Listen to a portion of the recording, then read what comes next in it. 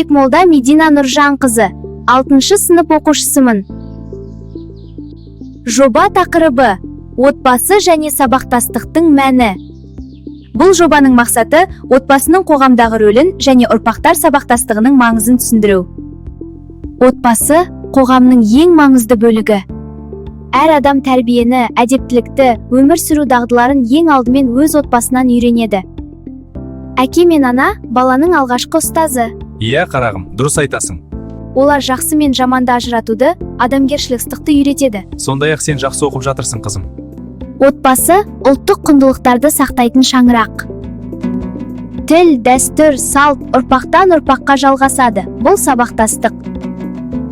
Ата-әженің өнегесі тәрбие негізі.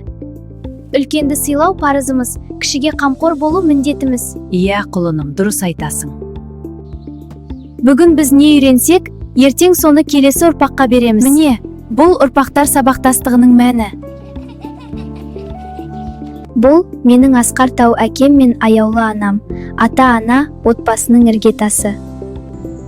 Олардың сыйластығы біздің бақытымыздың кепілі. Біздің отбасымызда кешкі ас кезінде бәріміз бірге отырып әңгімелесеміз. Демалыс күндері бірге серуендейміз. Бұл біздің отбасылық дәстүріміз.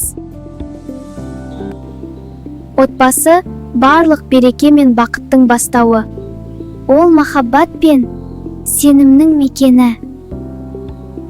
Үлкенді сыйлау парызымыз, кішіге қамқор болу міндетіміз.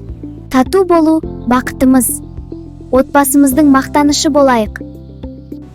Менің ең үлкен байлығым менің отбасым.